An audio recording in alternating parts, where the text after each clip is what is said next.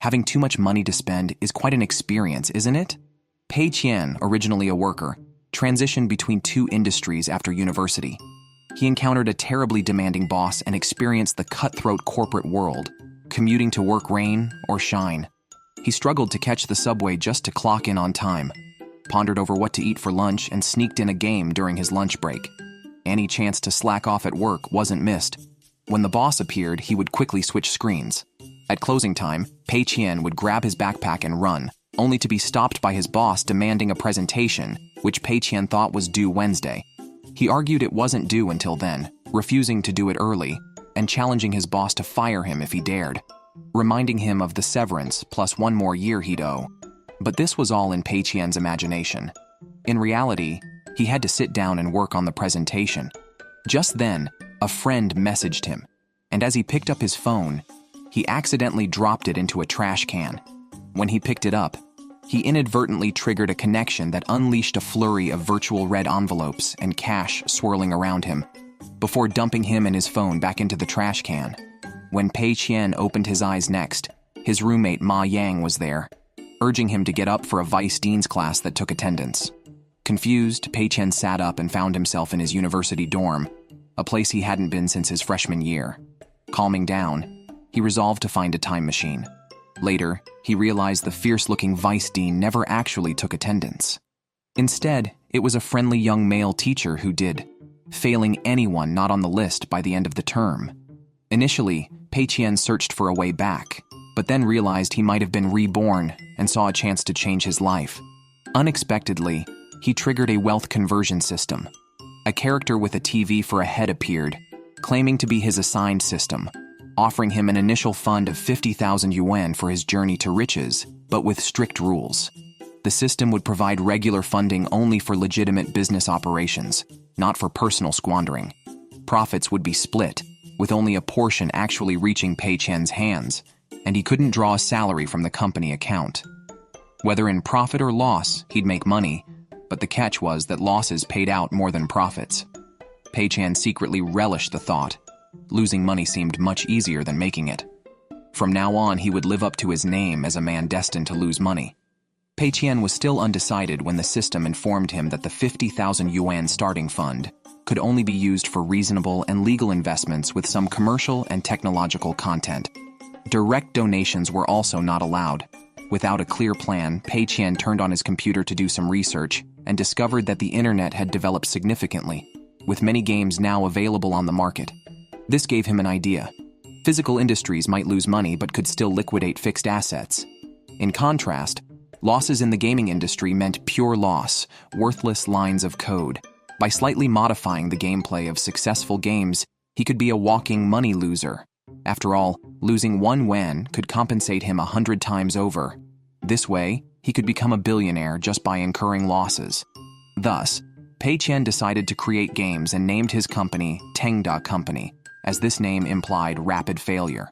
The system warned him not to reveal its existence to anyone in any form, or he would face severe punishment. A 14-day countdown then began. Wondering what game could be developed in 14 days, Pei Qian quickly contacted his roommate Ma Yang. Ma Yang reminded him of a game software he had introduced before, equipped with game supervision and auditing and a simplified game editor. Players could create games using inexpensive common art assets and program templates. Although these resources were basic and cheap, they were sufficient to create a small game in just a few days. Pei Qian felt like he had struck gold. Creating a good game might be challenging, but a bad game was easy to make. He immediately went to the library to study the game editor and found that the better programs were too expensive, exceeding his investment budget. Prioritizing cost, he found a driving simulation program for 20,000 yuan, complete with interior and exterior car textures. He thought this was a steal and made the purchase. He chose the cheapest desert scene template, added some changes in sunlight, radio music, and a simple leaderboard feature. The 50,000 yuan was spent to the last cent. The main appeal of normal racing games was the intense excitement and competition among players. But Pei Qian avoided all that. He set the start-to-finish distance so long that it took 8 hours to complete the game, hoping to infuriate players. He named the game Lonely Road and priced it at 1 yuan. fearing that some misguided souls might actually buy it and foil his plan to lose money. A day after the game's release, not a single download occurred. Pei Qian was delighted, enjoying a meal brought by his roommate. He noticed some people playing a game called Shen Qi. Oh, it was Dota. His roommate worried that the noise might disturb Pei Qian, who was supposed to nap, but Pei Qian actually missed those times. Before his rebirth, he had sold many games to focus on job searching because he lacked the time and energy to play. Now, however, things were different. Once he lost all the system's investment, he could make money while lying down. Pei Qian even began to think about how he would spend the 50,000 yuan once he got it. Little did he know that the wheels of fate were quietly turning. A YouTuber named Teacher Chow, known for criticizing terrible games, was quietly coming online. Making money was not beneath him. He affectionately called his viewers fathers. Teacher Chow's most popular segment was titled Trash Game Rant, where he would critique a terrible game in each episode. Due to the nature of the show, he rarely received advertisements from game developers, often leaving him financially unstable. Teacher Chow had a dream to one day make it to the top 100 YouTubers list by ranting about trash games. At that moment, he discovered a game called Lonely Desert Road. The game's description claimed it offered life reflections. Decisively, Teacher Chow purchased and started playing the game. He found the game full of challenging twists and turns, making turning very thrilling. However, the game had no pause feature. Tired and wanting to eat, Teacher Chow became infuriated when he realized he couldn't pause the game. "What a terrible game, just made to annoy people," he exclaimed, refusing to believe he couldn't finish it. Despite multiple failures and reminding himself it was all for his job, he persisted. As a YouTuber who had played thousands of games, Teacher Chow was used to challenges. After several failures, he felt desperate and wanted to give up. But a voice message popped up asking if he wanted to know what was at the end of the journey. Curiosity piqued. Teacher Chow embarked on an 8-hour gaming journey. By the 6th hour, he began reflecting on life and the vastness of the universe. Eventually, he finished the game and ranked first on the leaderboard. Curious about the final reward, a message appeared. "Congratulations, you've successfully wasted 8 precious hours of your life." Teacher Chow was devastated. A few days later, Pei Qian quietly asked the system about the game's ranking. It remained unchanged. The system noted that profits were split weekly, and it wasn't time yet. Meanwhile, Pei Qian overheard classmates discussing a game involving a tough 8-hour completion and an Easter egg. Sweating profusely, Pei Qian sensed something was very wrong. Skipping a class, he rushed back to his room, with only 10 days left until the revenue settlement. He wondered if there was a glitch in the game backend or if someone was targeting him. Opening the comment section, he saw many people claiming to be part of the Teacher Chow tour group. Curious about who Teacher Chow was, Pei Qian listened as his roommate Ma Yang mentioned watching his video. It was a rant about enduring an 8-hour trash game. The episode had exploded, reaching over 200,000 views. Teacher Chow declared the game terrible, which ironically sparked everyone's curiosity. After all, it was just one yuan. Consider it money thrown into the water to make a splash. Pei Qian tried to dissuade players using the game description, but failed. With 7 days left, the game made back its initial investment of 50,000 yuan. Now, even if Pei Qian earned 1,000 yuan, he would only receive 10 yuan, hardly making a loss enjoyable. At this time, a man named Mr. Lee received a report from his secretary. The report mentioned a new studio that had high downloads for its first game. Although the game's price was only 1 yuan, making little profit, Mr. Lee wasn't interested in money but enjoyed monopolizing the market. He asked his secretary to keep an eye on this game. The secretary saw no point in this and was promptly fired by Mr. Lee. Pei Qian's plan to lose money by lying down failed. He searched online for ways to lose money but found only guides on how not to lose money. In 2 weeks, Lonely Desert sold over 200,000 copies. After taxes, commissions, and costs, the profit was 70,000 yuan, from which Pei Qian earned only 700 yuan. The system said he surpassed 90% of competitors in the gaming world. The secured 50,000 yuan slipped away, and the system even added a second round of investment of 300,000 yuan. The system stated that reaching a certain profit level would trigger this second round. If Pei Qian couldn't lose the money directly, his account would just keep growing, making it harder to lose money. This 300,000 yuan was only to be used for project R&D. After all his efforts, Pei Qian earned only 700 yuan and felt disheartened. He decided to lose the entire 300,000 yuan so it could be transferred to his account. Pei Qian went to play games with his roommates and ended up frustrated by Ma Yang's poor performance. Despite carrying the team numerous times, Ma Yang kept lagging. Initially angry, Pei Qian suddenly realized he had a natural bungler in front of him. His look towards Ma Yang softened a lot over the next few days. Ma Yang said, "Bro, don't be like this. I'm an honest guy." Especially when Pei Qian, under everyone's gaze in the cafeteria, affectionately told Ma Yang, "I need you."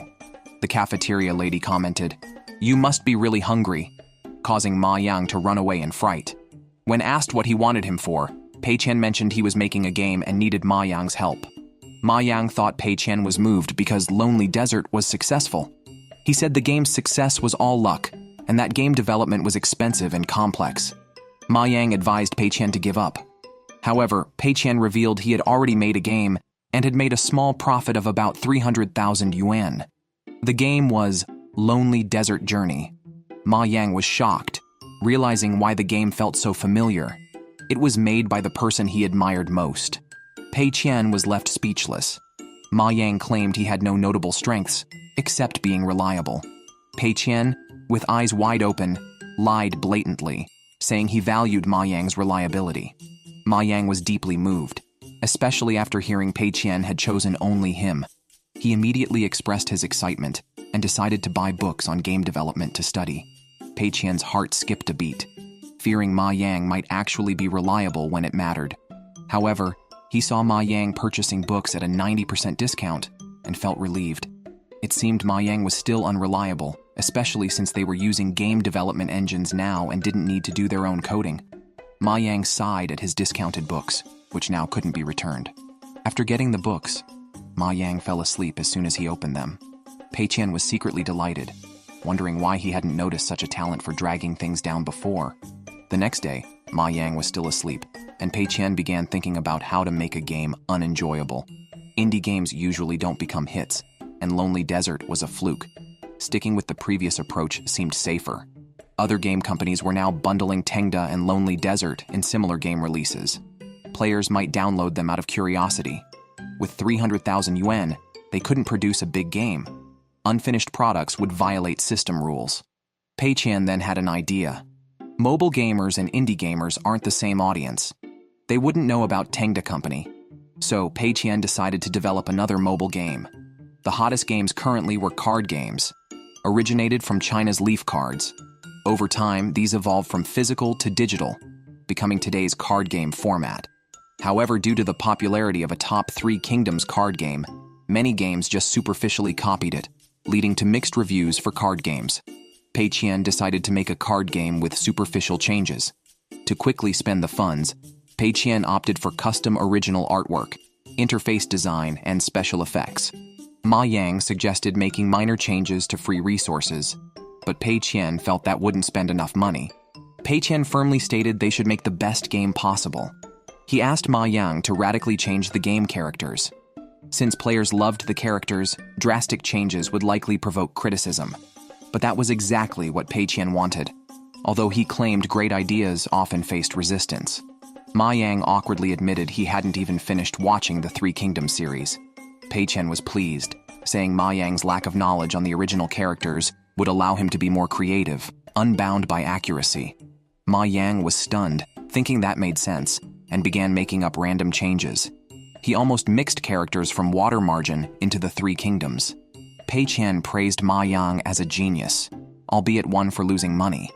He then hired Ma Yang as a full-time employee at Tengda, paying him a monthly salary of 3,000 yuan. In 2009, a salary of 3,000 yuan was unimaginably high. Ma Yang was completely devoted. Meanwhile, President Li received news from his new secretary that the data for their Three Kingdoms card game was declining because the card draw rate was too low. However, President Li believed that the lower the probability, the more players would want to draw. He also felt that card games no longer had a market. Surprisingly, he heard from the secretary that Tengda Company seemed to be preparing another card game. The secretary thought Tengda lacked originality, but President Li believed Tengda was intentionally trying to catch his attention. As the secretary was about to speak, President Li informed him that the Three Kingdoms card game was his major project, and then the new secretary was fired. Pei Qian thought about the characters Ma Yang designed and secretly laughed under his covers at midnight, feeling the 300,000 yuan was within easy reach. He got up in the middle of the night, planning to find a novice to casually draw some illustrations. Ma Yang was touched that not only did Pei Qian offer him a monthly salary of 3,000 yuan, but he also took him out to eat. However, Pei Qian actually wanted to give Ma Yang more, but the system said Ma Yang's ability was only worth 3,000 yuan and no additional salary could be offered. Suddenly, Ma Yang proposed changing all the generals in the Three Kingdoms to female characters. Pei Qian immediately stood up and said, no. Pei Qian remembered that in his past life, a game with gender-swapped Three Kingdoms characters was successful and attracted many downloads. Pei Qian absolutely would not allow this to happen. Pei Qian stated that the success of the card game depended entirely on its art. Ma Yang asked if they should find a top artist to do the drawings. Pei Qian thought that would not be good. A well-known artist might promote the game, which he did not want. Ma Yang thought Pei Qian was worried the famous artist's original drawings would overshadow the innovation of the characters. My goodness, Pei Qian was too good to him. They would just find some unknown but talented artists. Pei Qian quickly pulled him back from that idea.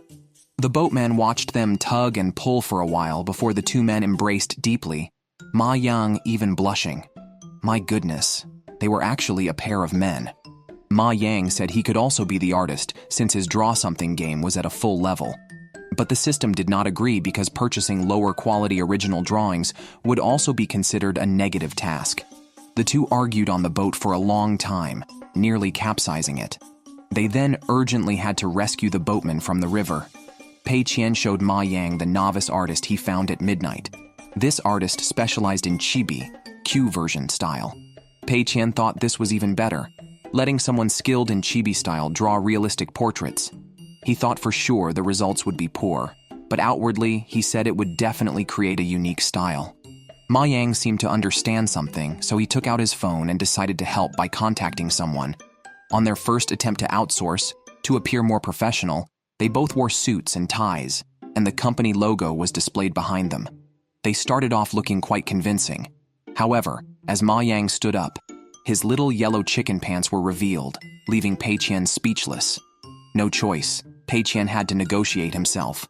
The artist, Ruan, seemed somewhat socially anxious and directly asked Pei Qian what he needed. Pei Qian stated he wanted original drawings for 50 characters, 4 versions for each character, and the art style did not need to be chibi. Let Ruan take the lead. Pei Qian verbally acknowledges Ruan's potential. Ruan quotes 2,000 for a set of original drawings. Ma Yang objects, saying a newbie shouldn't ask for so much. Pei Qian counters that 500 per drawing is too low. Ruan is stunned by the offer. Pei Qian aims to go beyond conventional artistry, raising the price to 3,500 for a set. The system flags this as an unreasonable price hike. Pei Qian quickly adds that future modifications are included, removing the alert. Pei Qian chuckles, knowing he can choose not to request any changes. An electronic contract is swiftly signed by both parties. Ruan asks Pei Qian to send over the character requirements. Upon reviewing, Ruan finds the details lacking and worries about potential disputes. However, Pei Qian reassures him to proceed, trusting Ruan's artistic skills and professionalism. Ruan nearly cries, amazed by such an incredible client.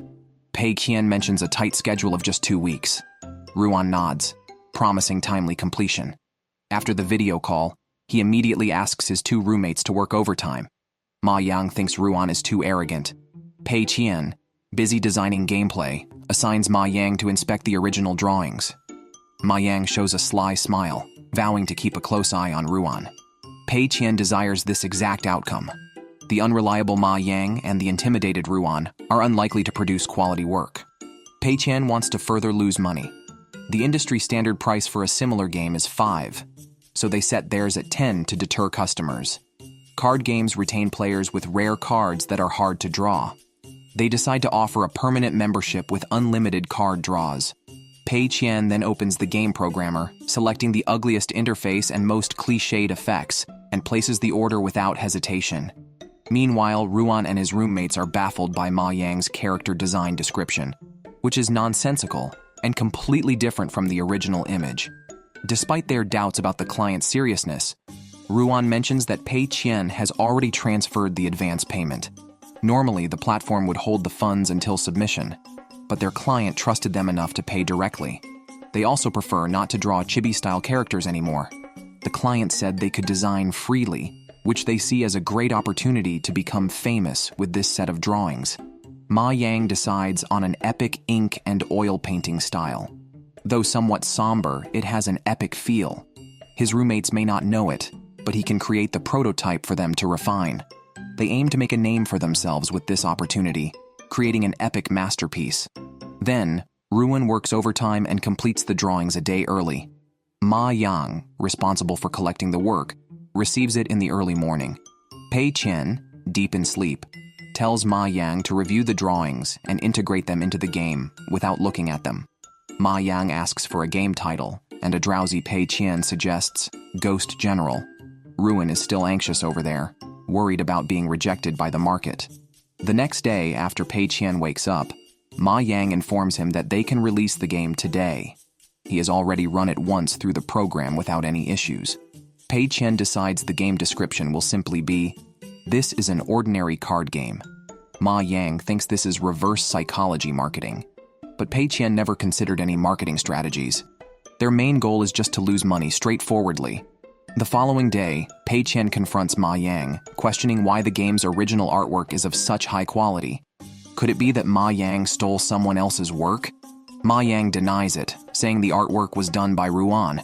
They believe they've found a treasure this time. Pei Qian, realizing the high quality, is speechless.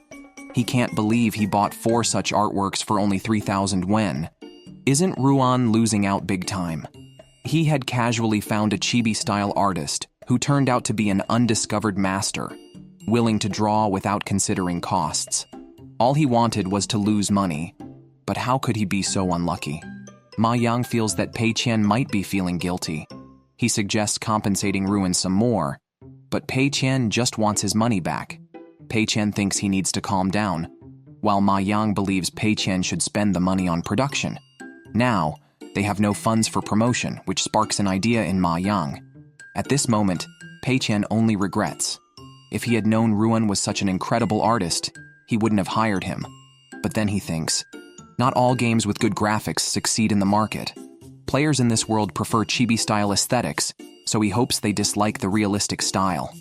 That day, over 100 people download the game. Pei Qian is disheartened until Ma Yang tells him all the reviews are negative. They complain about the gameplay being monotonous, the interface ugly, and the music and effects subpar. Chibi-style suits Three Kingdoms games better. Pei Qian is overjoyed upon hearing this. He can't believe they actually dislike the realistic style. Ma Yang thinks Pei Qian has gone mad and tries to console him, suggesting someone must have paid for negative reviews. Pei Qian wonders who this benefactor could be, holding back Ma Yang from confronting the reviewers. After all, each review costs only 0.51. It's not easy to make a living. Ma Yang admires Pei Qian's resilience. On the other side, Ruan successfully received his payment and found no need for revisions. He felt fortunate to have such a good client this time. He also learned that the game was named Ghost General and was developed by Tengda Company, known for their Lonely Desert game.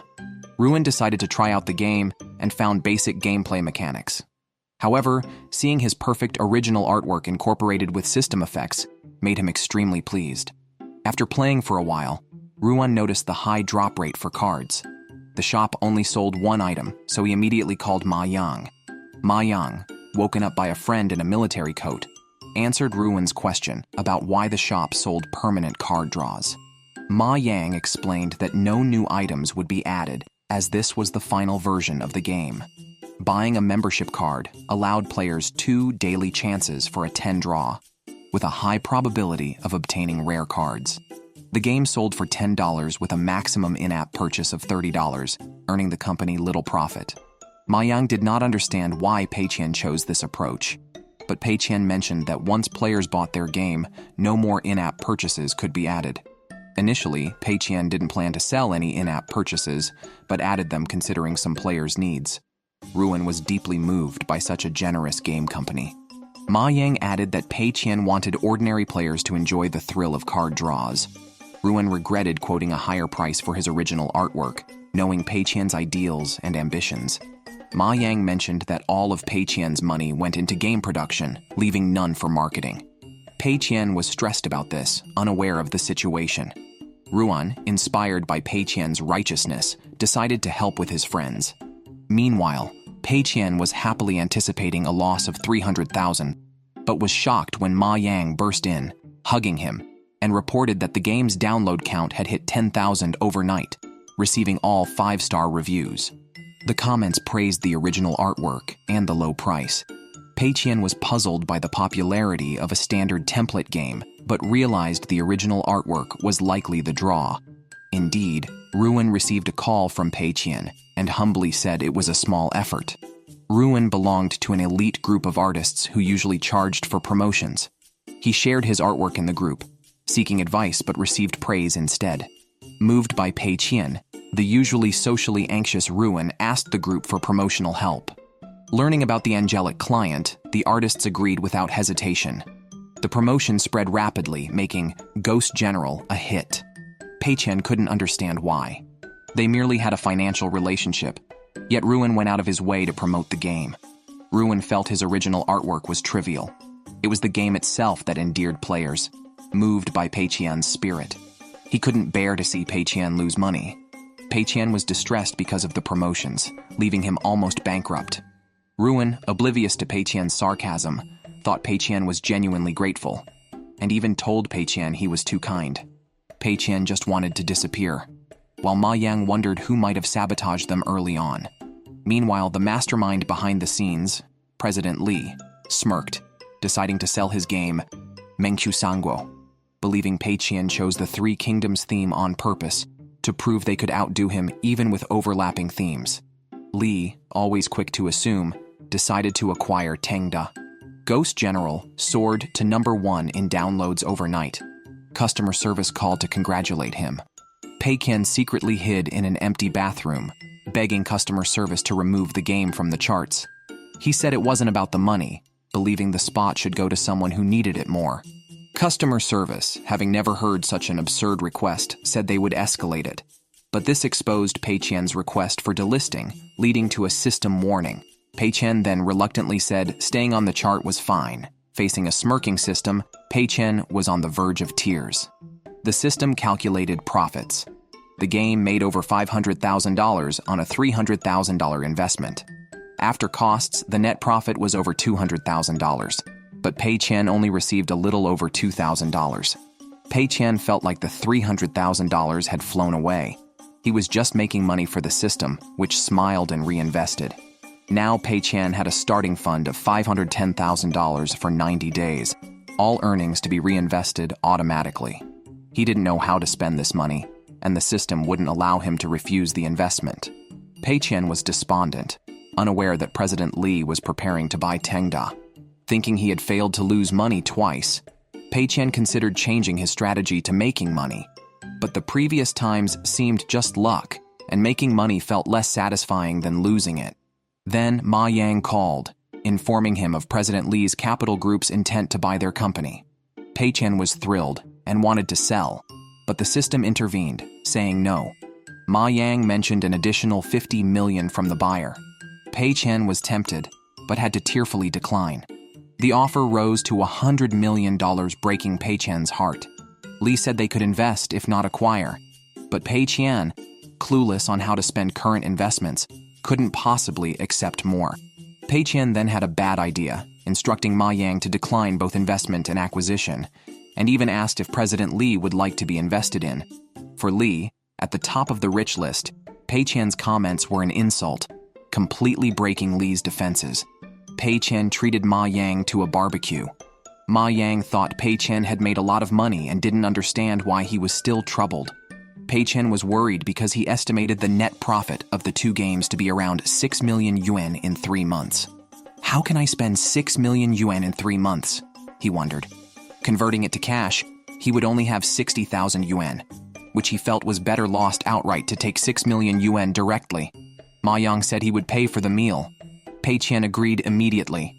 This guy earns 3,000 a month while I work hard to lose money, making only 1,000 a month, Pei Qian thought. When Ma Yang saw the bill was over budget, he quickly asked if they could expense it through the company. Pei Qian liked the idea and quickly asked the system, which approved since it was a team-building expense. At that moment, Pei Qian saw a news release about a new AI cloud system. Ma Yang wished they could also make such big games. Pei Qian then had an idea. They couldn't make big games alone, but they could hire more staff to do it, because that would increase operational costs like rent, utilities, supplies, and salaries, all of which could be expensed through the system. However, neither had experience starting a company, so they decided to find someone who did. Meanwhile, the boss at Skyfire Studio was reviewing the layoff list and saw the name Lin Wan. He called to keep Lin Wan but fire the others. Unexpectedly, Lin Wan approached the boss, planning to resign as the job wasn't suitable. The boss smiled faintly after Lin Wan left and called Lin Wan's father, saying he had crushed Lin Wan's gaming dreams and Lin Wan would surely take over the family business. Meanwhile, Pei Qian and Ma Yang were at a recruitment agency. The headhunter thought they were just ordinary college students starting a business. The headhunter mentioned that there was a fee for their service. Pei Qian immediately asked for an assistant to manage the company, offering an annual salary of 400,000 yuan. The headhunter's attitude changed, offering Pei Qian some fruit. The headhunter asked if Pei Qian wanted an administrative secretary or a business expert.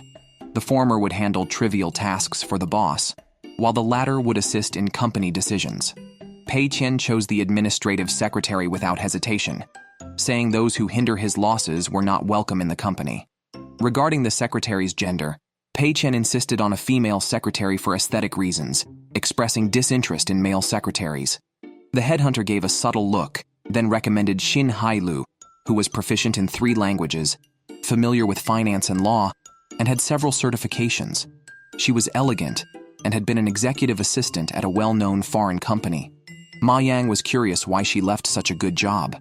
The headhunter said it was a long story, but the candidate now had high standards for her next company. But they refused because the boss is male.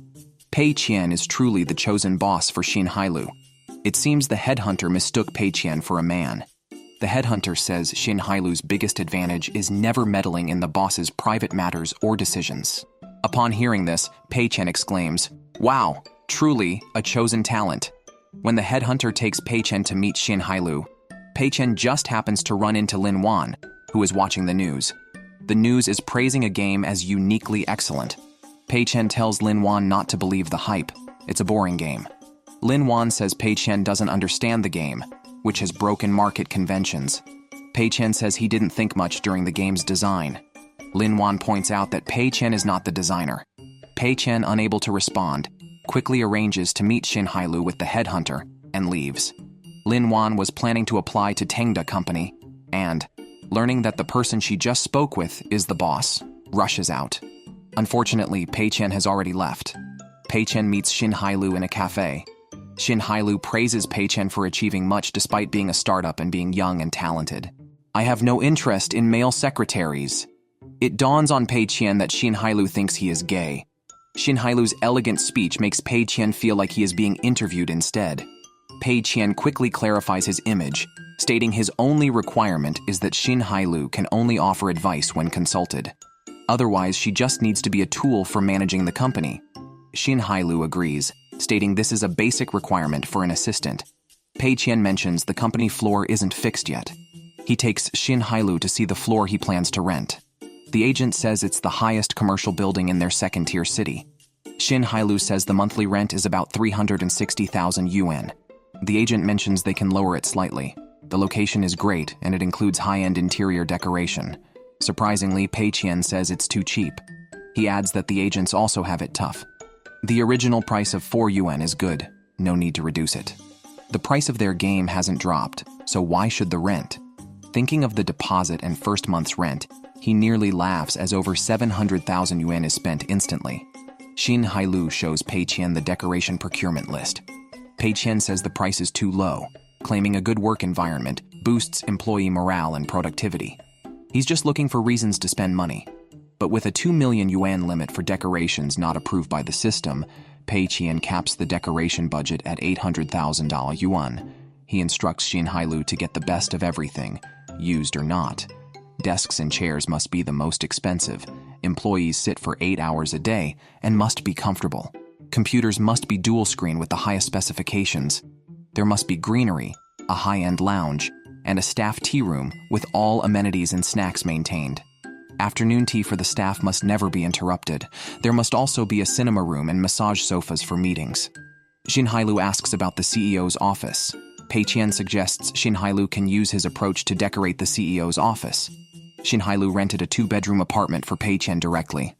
This way, he doesn't have to go back to the dormitory after it closes when working late. The system did not issue any warnings. Xin Hailu created a hiring list for Pei Qian.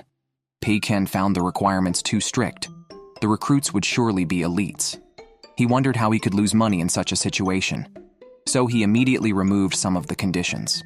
Xin Hailu felt that without these conditions, the staff wouldn't be able to make games. Hiring outsiders who couldn't make games would still be considered a passive task by the system. Thus, the hiring plan had to be postponed. Pei Qian decided to personally interview for technical positions. He left the rest to Xin Hailu. Xin Hailu suggested that Pei Qian also needed a wardrobe update. Pei Qian was pleased to hear that clothing purchases could be reimbursed. A proper suit could increase the success rate of business negotiations. It didn't matter whether the negotiations succeeded, as long as it spent the system's money. Pei Qian immediately spent the money. Renting the apartment cost over 700,000 yuan. Maintaining the rent costs 300,000 yuan each month. Clothes, apartment, and car rentals together nearly reached 1 million yuan. Pei Qian felt that the opportunity to incur losses was imminent, but teammates like those could help lose money together. So, Pei Qian planned to hire another unreliable person like Ma Yang. Pei Qian thought of Ma Yang's friend. If he could convince him to join, reaching the lost target would be easy. Pei Qian immediately went to the internet cafe where the friend was. The talent he wanted to recruit was named Bao Shu. This guy was well known at school. He was expelled in his second year for failing too many courses due to gaming. Since then, he had been making a living as a professional gamer and had stayed at the internet cafe for 3 years. Hiring such a veteran player seemed reasonable. Plus, the guy played games well, but knew nothing about design. Messing things up would be quick. But did you consider that he might be a top-level test experience officer? Pei Qian told Bao Shu that he could offer him a job. He could design his own games. Bao Shu, seeing Pei Qian in a fancy suit, was skeptical that Pei Qian might be tricking him. But Pei Qian spoke with money. He mentioned that the company had the best dual-screen computers. Bao Shu could play any game he wanted. Bao Shu was puzzled, as he didn't know how to make games. Pei Qian confidently told him that no one understood games better than Bao Shu. He asked if Bao Shu was really satisfied with the current games. Wouldn't he want to create a perfect game? Pei Qian's persuasion was irresistible. Bao Shu decided to join Pei Qian's company. Pei Qian told him to take the money, clean up, and report to the company in 2 days. Bao Shu was tearfully grateful for this opportunity. With both Ma Yang and Bao Shu dragging their feet, Pei Qian felt his life had reached its peak. Tomorrow, he would hire a few more slackers for the technical positions. Surely, the company losing money would then be a matter of minutes. Pei Qian overslept and hurried to the company. He met Huang Sibo, a candidate who came for an interview during his lunch break. Huang Sibo, employed elsewhere, had only been at his current job for 6 months and felt significantly stressed. Surprised by Tengda's luxurious location, Huang Sibo was nervous. Exiting the elevator, he encountered his team leader from his current job, who was also secretly interviewing at Tengda and planning to assign more tasks to Huang. Despite his qualifications, Pei Qian stated that Tengda wouldn't hire him. Realizing this, Huang Sibo felt even less hopeful, especially knowing his team leader's shady past, which could lead to retaliation. As Huang worried, the receptionist called for Mr. Pei. Nervous about his resume, Huang was surprised when Pei Qian complimented it. Huang mentioned his half-year experience in gaming, mostly menial tasks, but Pei Qian found it suitable for Tengda and offered him a job starting the next day. Shocked and pleased, Huang said he needed to resign first, so Pei Qian suggested he start the day after next. Learning that Huang's salary was $1,500 without benefits, Pei Qian decided to increase it by $500. Considering Huang's expenses for rent, food, socializing, and new clothes, Pei Qian concluded that $2,000 was insufficient and raised his salary to $4,000. Huang was thrilled and declared his loyalty to Teng Da. After the interviews, Xin Hailu mentioned that a woman named Lin Wan insisted on meeting Pei Qian. Lin Wan stated she wasn't motivated by money, but wanted to create games that made people happy. She inquired about the company's policy on firing the least productive employees, which Pei Qian denied, emphasizing his preference for retaining less efficient staff. Moved by this, Lin Wan asked if creating games was Pei Qian's dream. Investigating Lin Wan, Xin found out she was from Skyfire Studio and had often been at risk of termination, but was inexplicably kept on. Impressed, Pei Qian hired her on the spot. Recently, roommates saw less of Pei Qian at the dorm.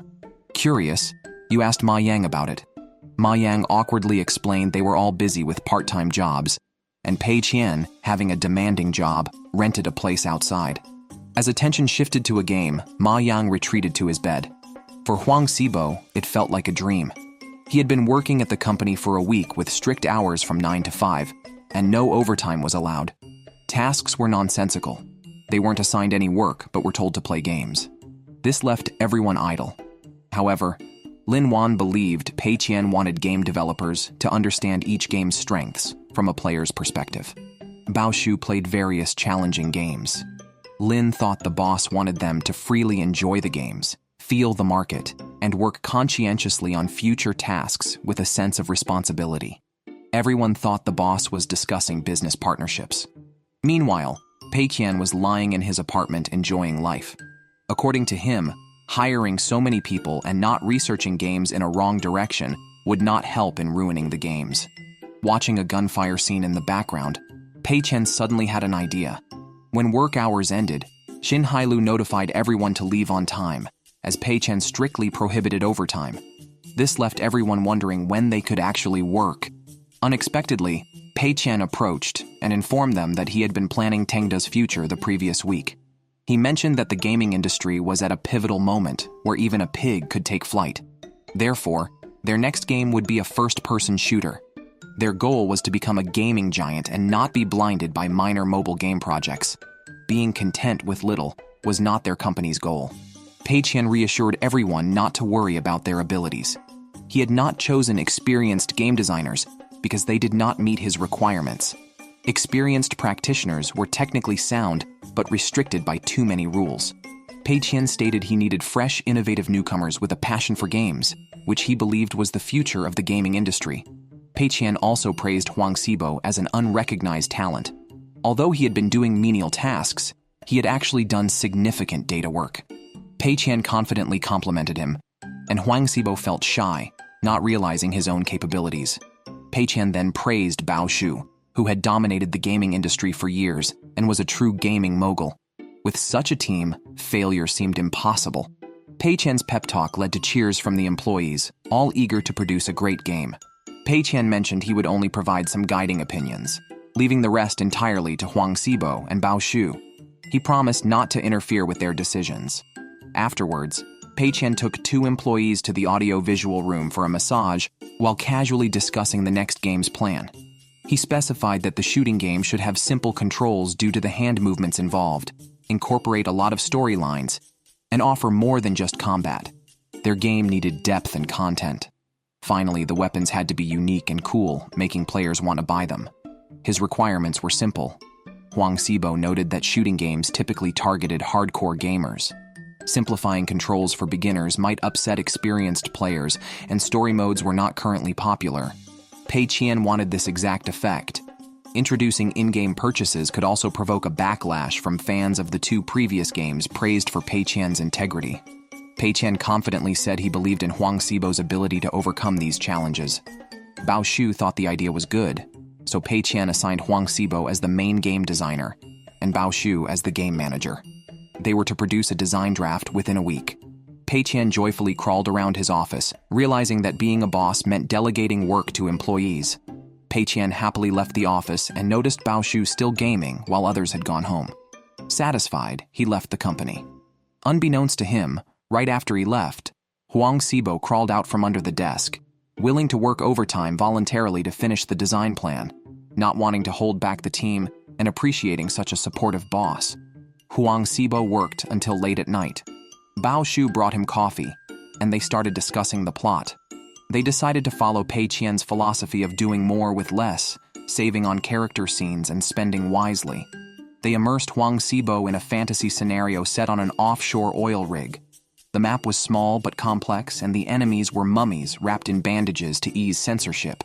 They didn't simplify the game for newcomers but improved the feel of the controls, making weapon switching smoother. The players had to escape while shooting. The story mode needed a key silent character, a well-behaved little girl who assigned tasks through her expressions and actions. Players would analyze her behavior to solve puzzles, deepening emotional engagement. Huang Xibo marveled at Bao Shu's brilliance, who simply said experience was key. Huang Xibo finally understood why Bao Shu had the privilege to work overtime alone. He was exceptional. However, Bao Shu suggested that Pei Qian might have already considered these ideas, intentionally letting them enjoy the game development process. They praised Pei Qian's foresight and continued brainstorming until 9 a.m. the next day. Huang Xibo was ready to draft the design proposal. Ma Yang arrived at the office, suspecting Huang Xibo had been secretly working overtime. Meanwhile, Lin Wan returned home to attend her father's dinner.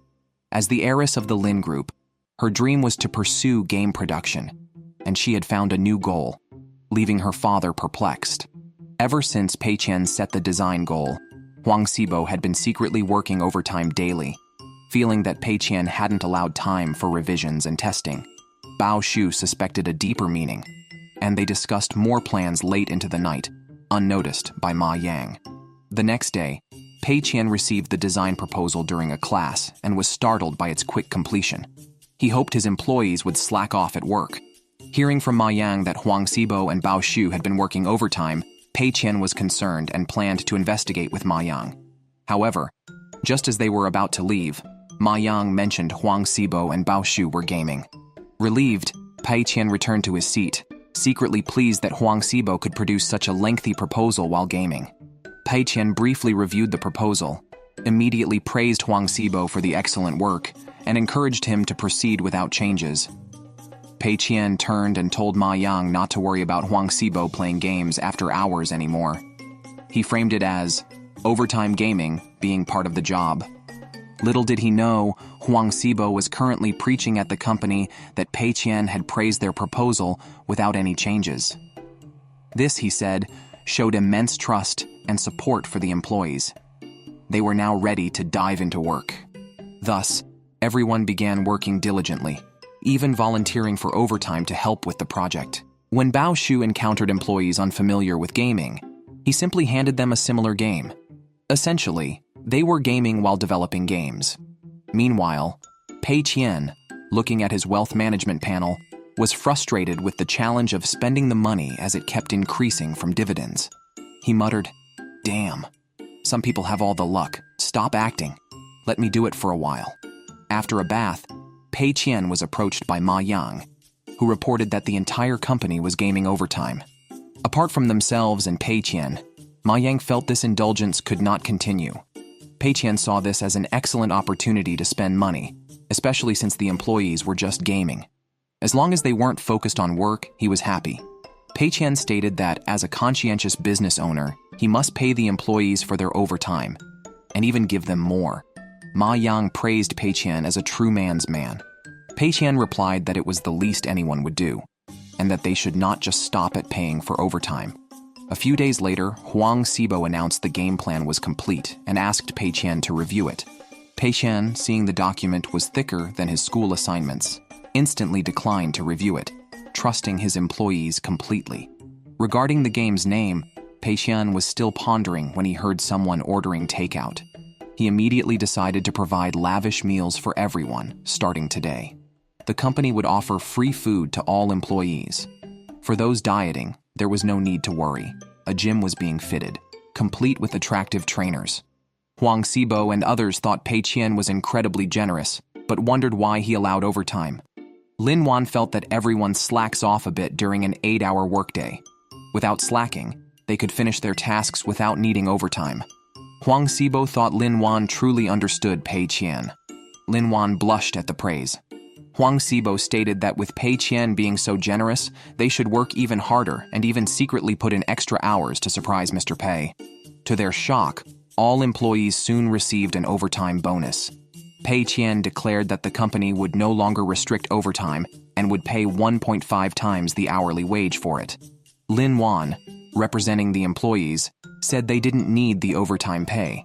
Pei Qian insisted, puzzled why they would refuse legal and fair overtime pay. Lin Wan blushed deeply as he approached, unable to refuse any request from Pei Qian. She even turned on the beauty filter for him. Such a good boss makes the employees even more loyal, and they are willing to go all out for him. At this moment, Pei Qian is in his office thinking about how to spend money. Bao Shu said that Pei Qian didn't give them testing time because he believed in their ability to flawlessly connect every part of the project. They must not betray Pei Qian's trust. At this time, Pei Qian brought Bao Shu into the office and showed him the game budget plan made by Huang Xibo. Bao Shu said the plan was very good and had almost no waste. However, Pei Qian wanted them to waste more and told Bao Shu to double the budget first. Bao Shu was moved and swore to make a perfect game. He then tore up the plan and decided to buy servers directly. Pei Qian was delighted inside because buying that server meant his money would actually exceed the budget, a sure loss. Meanwhile, Mr. Li ordered the poaching of all employees from Pei Qian's company and arranged for them to join Skyfire Studio. The secretary felt it was unnecessary because aside from Xin Hailu's decent education, the rest were all newcomers. Meanwhile, Bao Shu was learning how to communicate with employees to ensure no issues arise, especially since the server was changed again. A lot of problems fell directly on Bao Shu, who was very stressed. At this moment, Huang Xibo, though not knowledgeable about game design, was very good at personnel arrangements and immediately organized the work efficiently. On the other hand, Pei Qian attended a class of a male teacher who liked to pick on students at the end of the term. Just as he was answering, he got a call from Ma Yang saying that Skyfire Studio was planning to poach his entire project team. Hearing this, Pei Qian rushed to the office. Upon arrival, he found the office in disarray and was worried since there was only 1 month left for game settlement, and he had no clue about the progress of the work. He thought about firing these employees, but wanted to keep them for at least another month to finish the game. Unexpectedly, the employees all returned. Ma Yang asked if they weren't poached by Skyfire. Xin Hailu explained that Skyfire Studio did approach them, but they all refused because they were satisfied working at Pei Qian's company. At their original company, they were just doing menial tasks and constantly facing oppression. But Pei Qian's company had a relaxed and pleasant atmosphere, with high salaries, overtime pay, and afternoon tea. Everyone was striving for a common goal. Pei Qian was moved. Ma Yang thought Skyfire was a myth in the gaming industry, but everyone believed Pei Qian was the real legend, which made Pei Qian a bit embarrassed. The office was chaotic because the game project was completed ahead of schedule. Everyone was so excited that they accidentally ripped their clothes and then headed to the media room to celebrate. Pei Qian was shocked. Ah, the game is already finished?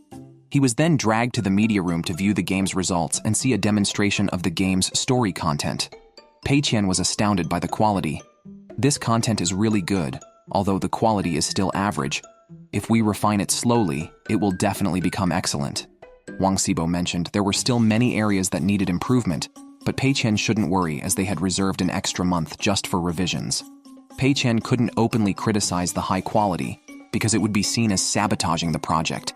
Therefore, Pei Qian thought of delaying their work by suggesting a team-building activity. Just then, Xin Hailu rushed over to say someone was looking for Pei Qian for an interview. The other employees mentioned that this person was the one who had tried to poach them earlier. This person expressed envy for the benefits at Pei Qian's company and revealed he had been loyal to Mr. Li, who had forced him to poach staff and even paid for negative reviews of Pei Qian's game. Pei Qian learned that Mr. Li was behind the negative publicity. Xin Hailu immediately dismissed the man's advances. Pei Qian politely stated that it was an honor for Tengda to be considered, but as they were a gaming company, there was no suitable position for him. In reality, Pei Qian was thinking he should not betray his benefactor. While the employees discussed where to go for team building during their gym session, None of them actually wanted to go. They just wanted to finish the project quickly. They asked Lin Wan for her opinion, as she seemed to know Pei Qian best. Lin Wan believed that Pei Qian genuinely gave them the freedom to choose and suggested they visit Skyfire Studio to show her former colleagues what true game developers looked like. Pei Qian liked the idea, as it would show his team what a top-tier game studio looked like, potentially dampening their enthusiasm for work. Lin Wan blushed, wondering if Pei Qian wanted to learn about her past by visiting Skyfire Studio.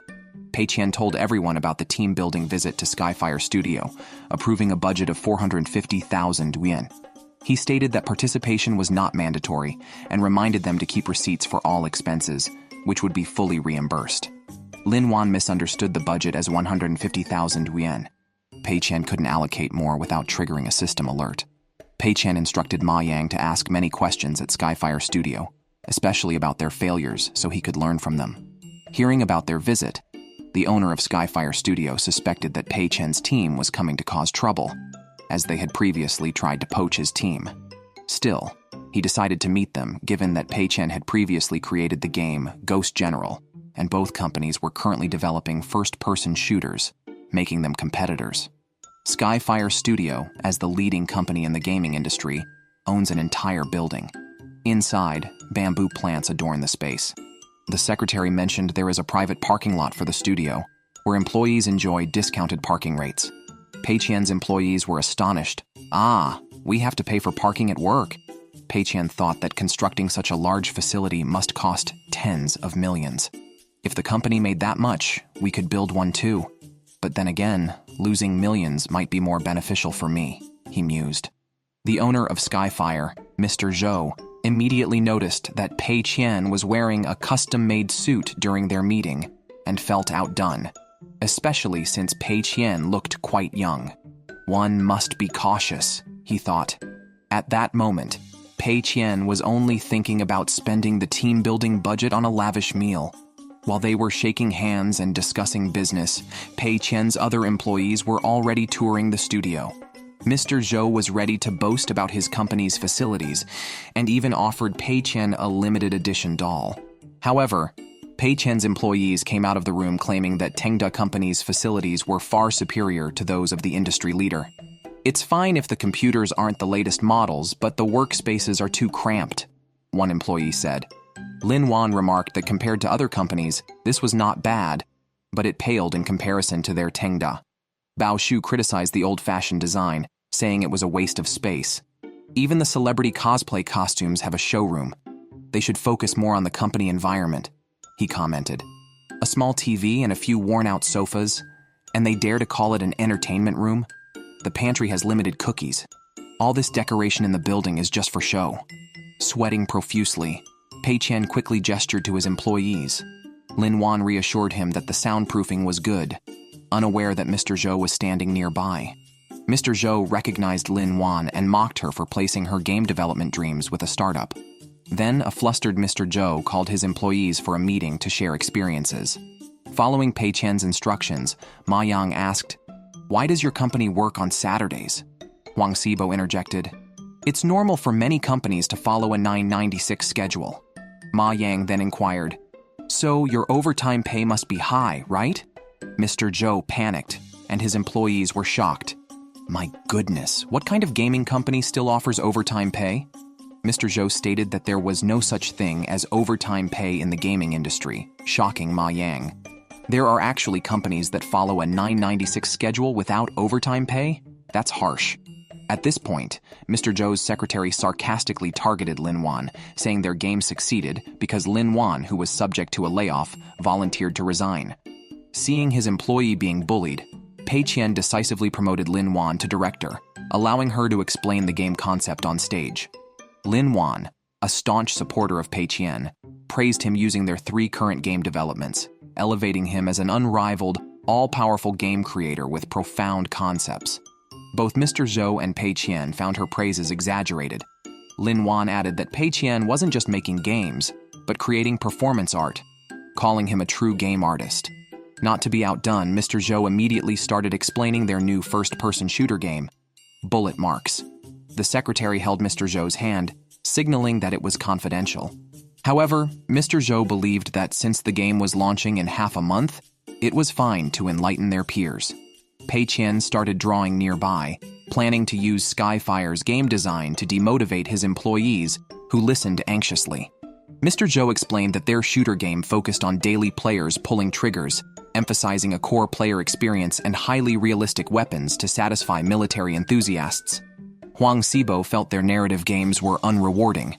Mr. Zhou mentioned that their game was free to download, but they reduced the probability of getting items, encouraging players to pay for props, effectively deterring freeloaders.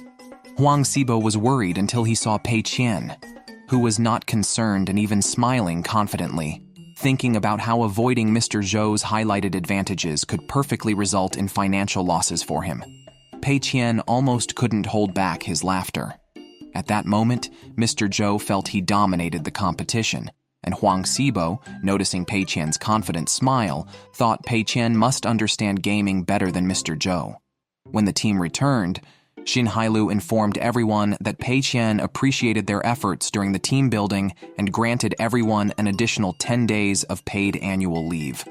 Seizing the moment, Huang Xibo told everyone that they felt the games from Skyfire were not up to par, and they should not rest during the leave but enhance their game's quality. Lin Wan stood up and said that although Pei Qian did not say it explicitly, the purpose of the team building was to prevent insularity and instill a sense of crisis. She highlighted their superior benefits, salaries, and bonuses, saying that if they couldn't excel in their games, they had no right to stay at the company. This motivated everyone to start working overtime on the games enthusiastically. Elsewhere, Mr. Li called and scolded Mr. Zhou, claiming Pei Qian intentionally scheduled two similar games to coincide, aiming to leverage their game's popularity. Pei Qian was portrayed as a cunning individual. Mr. Zhou reassured him, confident in their large fan base and long-term vision, asserting that Pei Qian was no match for them. Meanwhile, Huang Xibo refined the narrative and graphics, Bao Shu improved the shooting mechanics, and Lin Wan declared their aim to lead the gaming industry. Xin Hailu, receiving a call from Pei Qian, covered for everyone working overtime by saying they were all on vacation, allowing Pei Qian to relax and attend classes. However, Lin Wan believed Pei Qian was actually promoting the project. When the second version of the game, named Offshore Oil Rig, was completed, Bao Shu used his expert gaming skills for a secondary redesign. The game was finalized as Pei Qian finished his exams that week. Seeing the system's display of spending outpacing earnings, Pei Qian smiled contentedly. With an initial investment of 540,000, he had already lost 140,000, and the rest of the money was his to lose as he pleased. Pei Qian happily called Xin Hailu, noting the recent hard work in game development. He arranged a team-building event purely for fun, acknowledging that the last session used a Saturday. He stated that good companies should not encroach on employees' rest days for team building. This time, he moved the event to a workday, Friday, and allocated all remaining investment funds to the team-building budget. As they watched a movie, a surprise video dedicated to Pei Qian appeared at the end, catching him off guard. Everyone announced that the offshore oil rig project was ready and would launch a day before Skyfire Studios' game. Shocked, Pei Qian realized that if they launched early, Skyfire's marketing investments might inadvertently benefit Tengda. He urgently halted the launch, stating they must celebrate first to avoid negative perceptions. At dinner, Pei Qian questioned Xin Hailu, wondering why they finished testing early despite a 10-day holiday. Ma Yang joked that if playing games at work counts as learning, then working during holidays must be resting. Pei Qian playfully scolded Ma Yang, urging him to order more expensive food instead of just ice cream. As other employees wished for the game's success on stage, Pei Qian felt overwhelmed. Lin Wan noted everyone's happiness, attributing the improved morale to Pei Qian's influence, and believing he was still concerned about the company's future. Unbeknownst to her, Pei Qian was figuring out how to delay the launch and save on marketing costs. The next day, after everyone had celebrated too much, the office was quiet, with everyone resting all day. Lin Wan rushed to check the game's download numbers and found them quite good. However, Huang Xibo clarified that those were the numbers for another game, Bullet Marks. Their game had only 109 downloads. Pei Qian smiled, having set up 3 firewalls to suppress the competition by clashing launch dates. The team decided to wait until Monday to see the situation and then proceed with the rollout. But Lin Wan couldn't find any promotional ads, leading to confusion about whether Pei Qian had forgotten about marketing. Bao Shu reassured everyone, believing Pei Qian knew what he was doing since his previous games were well promoted. Lin Wan suggested that Pei Qian was testing their resilience under pressure. Huang Sibo decided to seek funding from Xin Hailu, explaining that they needed to be one version ahead of the players, develop one, test one, and hide one. They also needed to hire more testers, which required funds. Xin Hailu mentioned that Pei Qian had not approved this budget. Bao Shu suggested they might have to fund it themselves if necessary. At this point, Lin Wan introduced a professional gamer known as Broken Spear to test and evaluate their game. Bao Shu had heard of this top-tier first-person shooter player and was eager for his feedback. On one hand, Broken Spear just finished playing Bullet Marks and felt that the game was a mere imitation of foreign shooters, taking the worst parts and missing the essence, failing even at copying. Broken Spear criticized these disappointing domestic games thoroughly.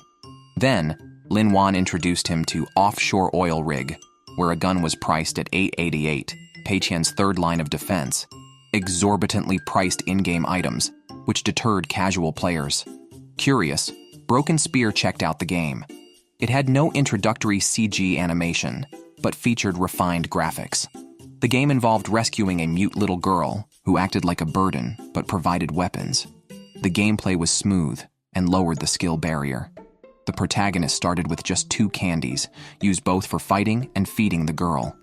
Soon, Broken Spear realized something was different. The girl desperately helped during attacks and had healing abilities. After playing, Broken Spear found it enjoyable and even visited Tengda Company for an interview, curious about the genius behind the design.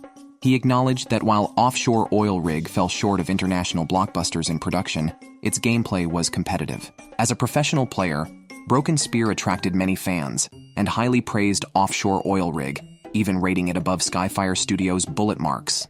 His appearance was partly motivated by the desire for a free Desert Eagle.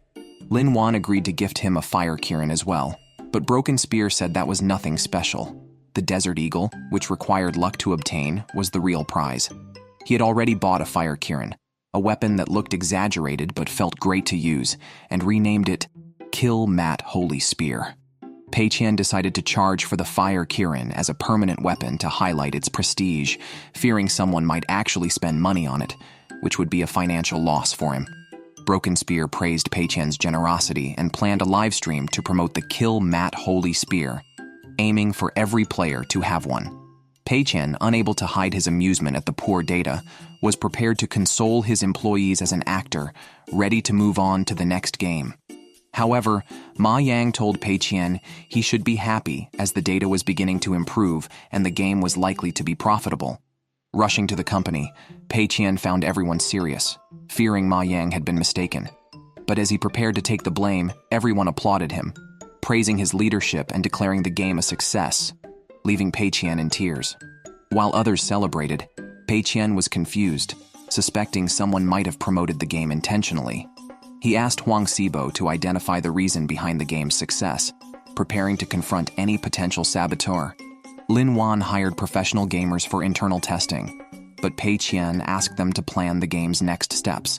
Unexpectedly, this did not lead to the game becoming popular. Surprisingly, these professional gamers ended up promoting the game actively. Although Pei Qian couldn't control their actions, the game received universal praise for its simple controls and excellent storyline. Besides the expensive Fire Kirin weapon, all other weapons were free, ensuring fairness in the game. It seemed that Pei Qian himself was the biggest insider. Pei Qian was sweating profusely as employees downstairs kept praising him, claiming he was awesome and that the game's quality would naturally attract players. They admired Mr. Pei for always being calm and composed. Pei Qian felt that at this rate, the game would earn 3 million by the settlement day, and he wondered how he could possibly lose this money. Lin Wan saw Pei Qian on the rooftop and didn't understand why he was so depressed.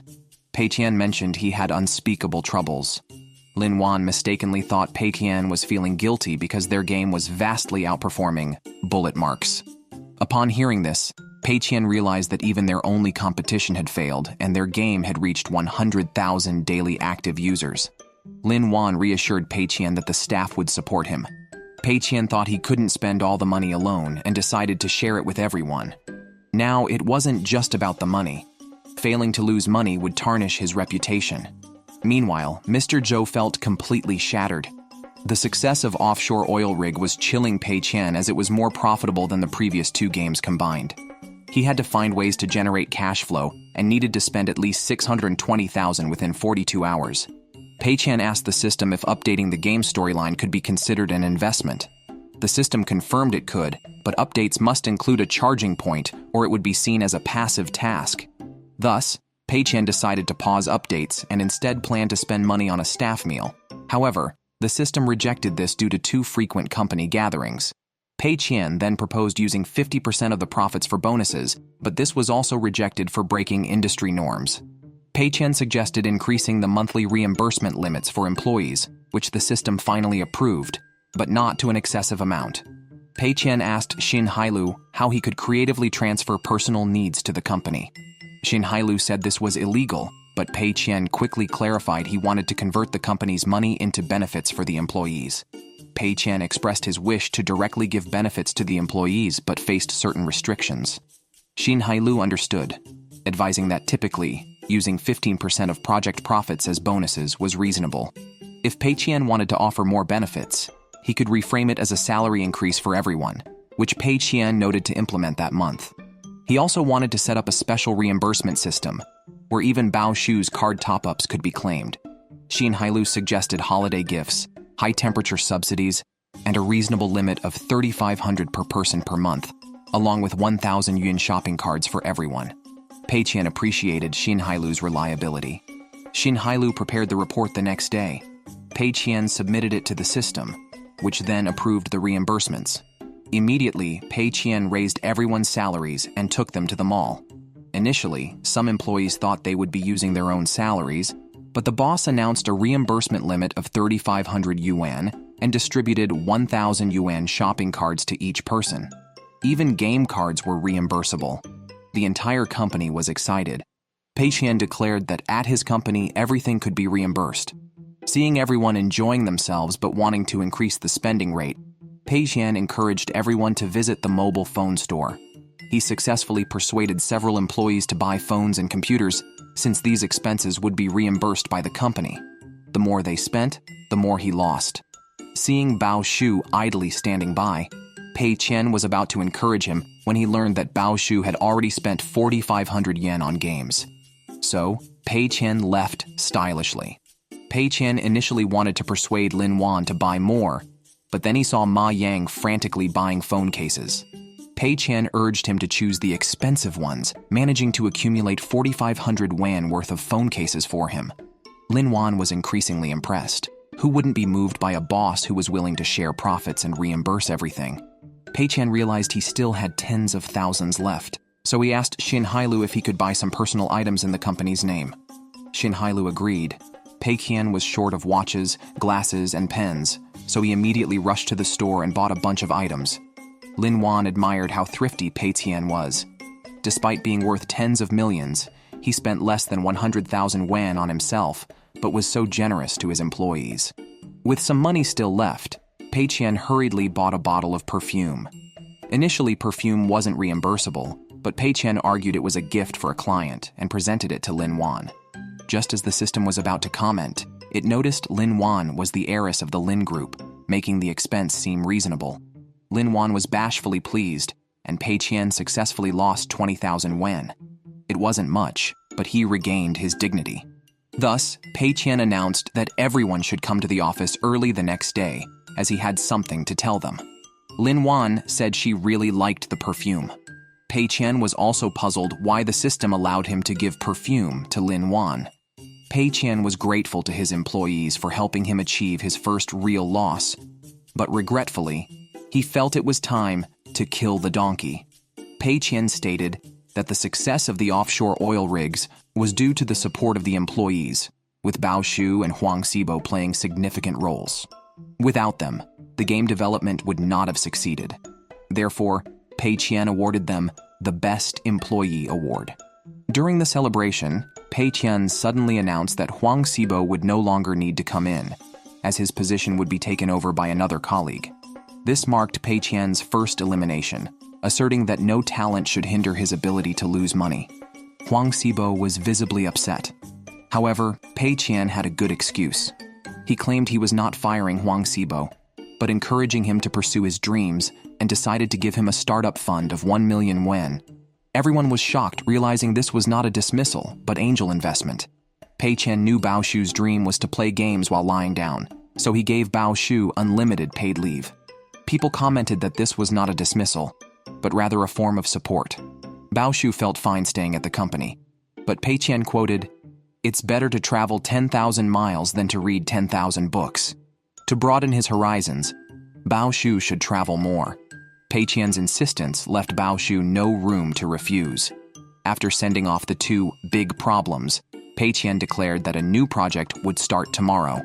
As Huang Xibo packed to leave Tengda Company, Xin Hailu told him he didn't need to submit any business plan. As long as he found his direction, Pei Qian would send the funds gradually. However, Huang Xibo believed Pei Qian had deeper intentions, possibly to develop a new frontier for Tengda. Determined to meet Pei Qian's expectations, Huang Xibo resolved to chart a new commercial territory for him. Pei Qian, instead of feeling sad, was joyously dancing in his room. He guessed that the system's initial capital had doubled again, now giving him 1 million directly.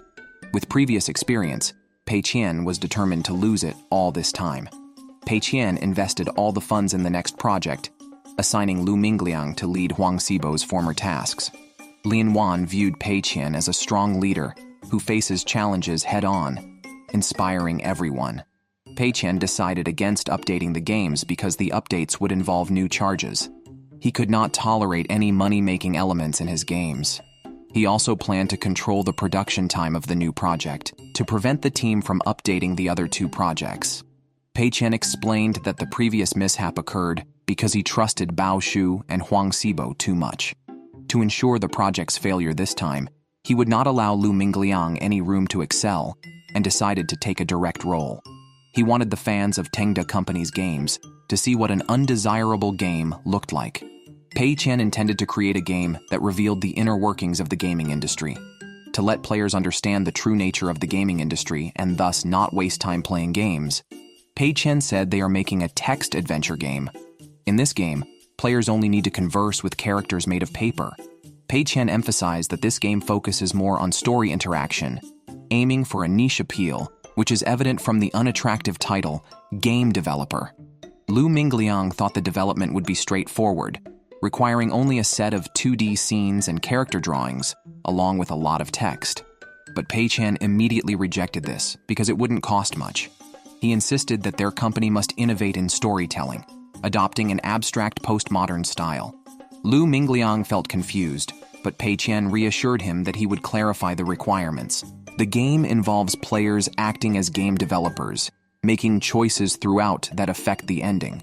Choices like launching a game without prior testing could lead to bugs and chaos within the company. Such decisions will permeate the game's content, allowing players to choose the type of game to develop and how much to invest and promote, with each decision impacting the final profits and reputation. Players will be unable to predict the outcomes, and unexpected events will be integrated into the gameplay. Lin Wan worried that limited NPC interaction might bore players, but Lu Mingliang believed that players focused on completing the game would not find it boring. Thus, Pei Qian adopted Lin Wan's suggestion to prevent players from just focusing on finishing the game. Pei Qian proposed adding a narrator to make sarcastic comments, aiming to shake players' emotions with sharp-tongued commentary. After the game plan was set, Ma Yang asked if he could stay with Pei Qian since the school was on break, but the company wasn't. Pei Qian believed students should have a break, so he happily packed his bags to go home. Meanwhile, Bao Shu was still traveling, and Lu Mingliang was unexpectedly asked to voice characters. Lin Wan resumed her reading comprehension, emphasizing that as the lead, Lu Mingliang needed to understand the game's core by experiencing it himself. The game's narration leads players to make the most profitable choices, which would ultimately ruin the game's reputation. Lin Wan said this was a form of dark humor, conveying Pei Qian's message that prioritizing profits leads to poor quality games. Thus, Lu Mingliang realized game developer wasn't insulting players, but actually giving them a voice. Both dove into recording wholeheartedly, though the recording engineer thought they were crazy. Pei Qian took a bus home, called Xin Hailu to give the staff a holiday, and saw a video from Bao Shu congratulating him on the game's success. Pei Qian promptly turned off the video. Lin Wan felt that joining Tengda Company was the peak of her life. Previously at Skyfire Studio, people only asked if there were any popular games to copy. She believed game producers could expose the industry's dark secrets and become a thunderous voice in the gaming world. After a trip, Bao Shu returned completely exhausted. He preferred returning to the company over traveling. Seeing his miserable state, Pei Qian couldn't refuse him but reminded Bao Shu not to interfere with the new project, claiming it was to let Lu Mingliang gain more experience. Although Bao Shu didn't give Lu Mingliang any direct advice, Pei Qian was surprised when Bao Shu met with Huang Xibo late at night. They discovered some minor flaws and decided to optimize the Ghost General and offshore oil rig games together. Players were initially worried that Tengda might shut down. However, seeing the quiet updates to Ghost General and offshore oil rig without adding any payment points, they praised Tengda Company for its integrity. Thousands signed a petition asking for a payment system to be added. Pei Qian thought they were crazy. He intended to ignore it, but the game kept being optimized. Pei Qian wanted to find out who the insider was, not expecting that besides Huang Xibo and Bao Shu, Ruan was also secretly updating the artwork. The next morning, Ruan brought new artwork for Ghost General, intending to give it to Tengda Company for free. Xin Hailu thought Ruan was behind the secret optimizations and immediately took him to meet Pei Qian. Ruan, not good at speaking, was pushed into the office. They discussed something inside. 10 minutes later, Ruan came out with the task of drawing new game artwork. Pei Qian, having seen the game produced unaltered by Lu Mingliang, praised him as a reliable employee. He decided to launch the game on April Fool's Day and proposed a new promotional plan. They would first send the game to the YouTuber teacher Chao's Trash Game Rant series, then let Ruan release 2 posters and a 10-second game clip, including insults to players and a crazy description. Pei Qian's sudden promotion had another motive. During the conversation with Ruan, Pei Qian stated he did not plan to update Ghost General. Ruan was deeply moved, feeling Pei Qian sacrificed a lot. He said Pei Qian used to fear being controlled by capital, but now that Tengda was a big company, every move affected players' hearts, and many industry workers were watching secretly. Pei Qian needed to give them confidence. Pei Qian thought about Tengda's fame and how avoiding promotions might make players praise his modesty. So, he decided to ruin the good impression through promotions and asked Ruan to help with the posters. Lin Wan and others thought Teacher Chao had previously criticized Pei Qian's games. Perhaps Pei Qian wanted to rise from where he fell. They believed there must be a reason behind Mr. Pei's actions. Teacher Chao's life was tough. His brief popularity on a lonely desert road never led to good game material again, and his show remained lukewarm. He even considered changing careers, but then he received a business proposal from Tengda Company. Lin Wan immediately offered 10,000 yuan. Originally, Teacher Chiao was only asking for 1,500 yuan. Hearing the price of 10,000, he felt undervalued. However, he quickly saw Lin Wan's promotional words, and Lin insisted they could not be changed. Teacher Chiao wanted to maintain his dignity, emphasizing that cooperation should be based on mutual consent. Lin Wan then suggested a promotional fee of 20,000 yuan. Teacher Chiao hesitated, asked if they could start a new show for the 10-second game clip, but Lin Wan said no, and raised the fee to 50,000 yuan. Teacher Chiao felt his conscience shatter, yet he couldn't betray the integrity of his well-crafted show. Teacher Chiao was initially annoyed by being insulted in the game, but the arrival of 50,000 yuan changed his mind. He then realized the company was named Tengda and remembered the game Lonely Desert. He suspected Pei Qian was holding a grudge. Indeed, Pei Qian was, as Teacher Chao's initial criticism hadn't caused him a financial loss of 50,000 yuan. So, this time, Pei Qian directly paid Teacher Chao, who thought Pei Qian intended for him to ironically destroy his own show.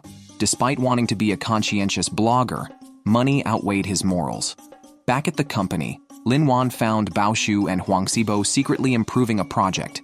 Bao Shu praised Lin Wan's team's new project, but doubted its profitability due to its advanced content that might confuse players.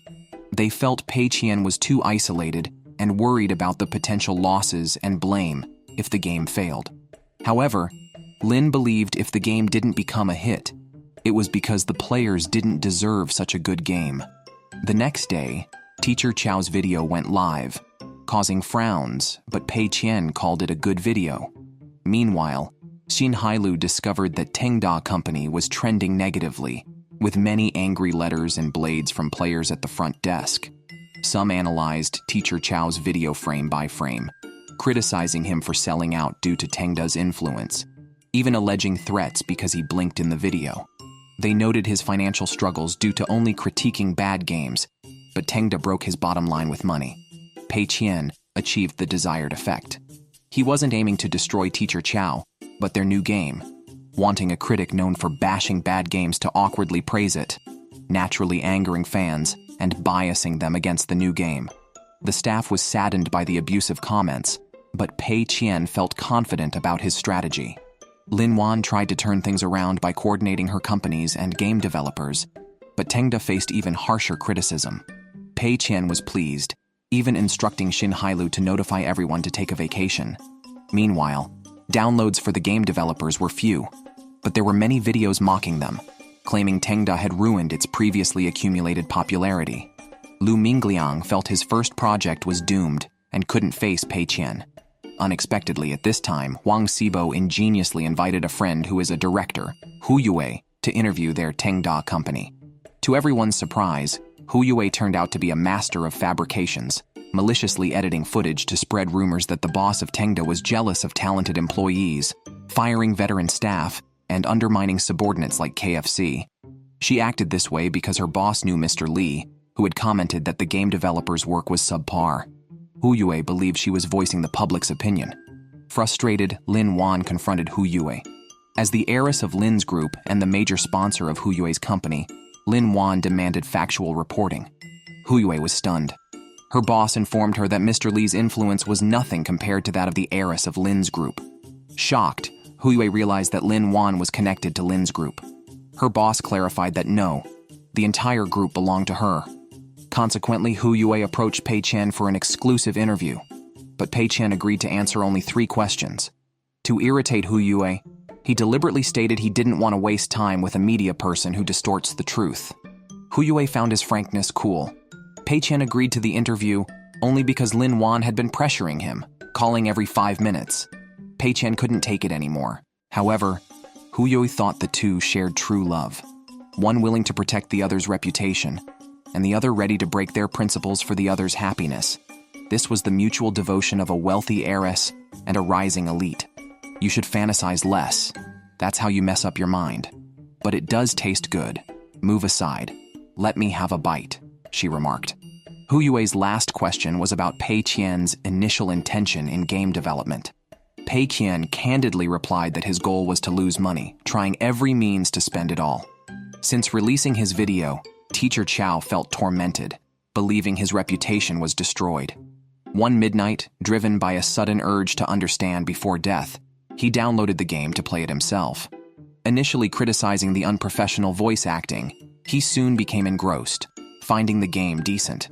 Choosing random game development options led to narrator criticism for his audacity, possibly because the developers were novices. Teacher Chow felt a strong sense of identification, following instructions but still ending up losing money. Thus, Teacher Chow decided to develop a conscientious game, which failed due to a financial breakdown, reminding him of his early days as a content creator. The more he played, the more moved he became, realizing he had misjudged Pei Qian, who was not holding a grudge. This game was truly a masterpiece. Then, Pei Qian turned to see a new video posted by Hu Yue, interviewing his employees who praised him sky high, calling him a god among men, sparing no expense to create quality games. However, Pei Qian felt certain this would lead to losses. No amount of praise could change that. Lu Mingliang unexpectedly pushed the door open and said Teacher Chow's video had gone viral. Pei Qian was relieved to hear it wasn't about the game. The viral video, however, was about game developers, causing Pei Qian's heart to sink. Teacher Chow started the video by saying that on April 1st, he and Tengda Company orchestrated a major April Fool's Day stunt, claiming it was a piece of performance art. He explained that Pei Qian had him make a video pretending to be foolish to show that you can ruin a masterpiece by acting foolishly. Teacher Chiao claimed that Pei Qian used this tactic to expose the reality of short videos and similarly expose the dark side of the gaming industry. Pei Qian was tearful, feeling like his money was flying away. Teacher Chiao said that game developers reflect the inner feelings of all producers, and being misunderstood is the fate of the expressor. The audience was moved by his words. Teacher Chiao also mentioned that Pei Qian didn't actually want to make money but wanted to encourage players to think and live better. Thus, Pei Qian's game was called a masterpiece, and he was hailed as a genius transcending eras. The game's downloads skyrocketed overnight, leaving Pei Qian feeling helpless and as if he was challenging the whole world. Mr. Li even called to scold Pei Qian for his low actions. When Pei Qian realized it was Mr. Li, he immediately called him a benefactor. However, Mr. Li felt provoked by Pei Qian and mentioned that Pei Qian's refusal to show his face in interviews was his style of making an entrance. He warned that he would no longer be lenient with Pei Qian. Although Pei Qian didn't understand what was being conveyed, it seemed to be an attack on his company. Thinking of such a good turn of events, Pei Qian laughed. Suddenly, Pei Qian received a special task. His company was required to own a physical store. Was he moving from the virtual to the physical industry?